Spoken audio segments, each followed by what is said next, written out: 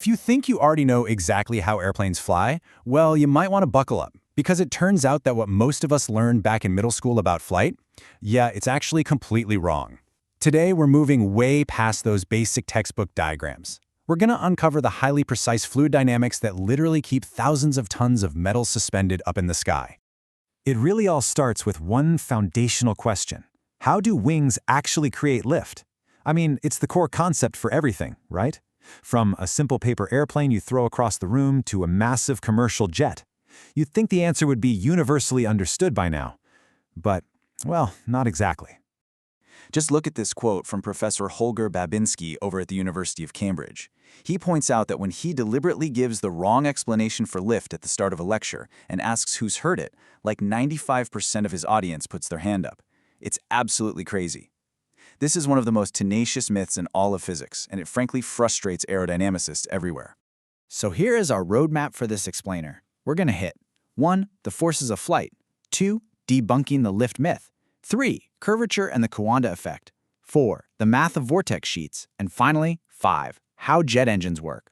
Let's get right into it. Section 1. The forces of flight. Now we know the fundamental matrix of flight involves balancing four things: lift, weight, thrust, and drag. Really, every single dynamic maneuver a pilot executes is just a precise manipulation of this giant aerodynamic tug-of-war. But for our purposes in this explainer, we're going to hyper-focus on the exact, precise mechanics of how we generate two of those, lift and thrust. Moving on to Section 2. Debunking the lift myth. Okay, you know that incredibly common equal transit time theory? The one where air molecules separating at the front of a wing supposedly have to meet up at the exact same time at the back? Well, it's entirely false. Wind tunnel tests literally prove this is a complete myth. In reality, the air moving over the top actually reaches the back of the wing long before the air traveling underneath. So it's actually the curvature of the wing introducing pressure changes, not the distance traveled, that truly creates lift. Mind-blowing, right? Section 3. Curvature and the Coandă Effect. This is where we bring in the Coandă Effect, named after the inventor, Henry Coandă. Basically, a free jet of air naturally pulls in, or entrains, the surrounding air molecules.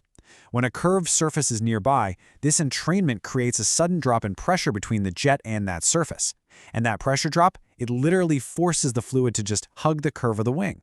Now, what's really fascinating here is that a super popular science experiment used to demonstrate this actually gets it completely wrong. You've probably seen that trick, right?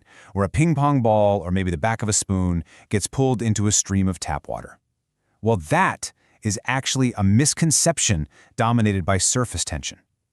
A true Coandă effect relies on entraining the surrounding fluid to create pressure differences. And water flowing into air, it simply doesn't do that.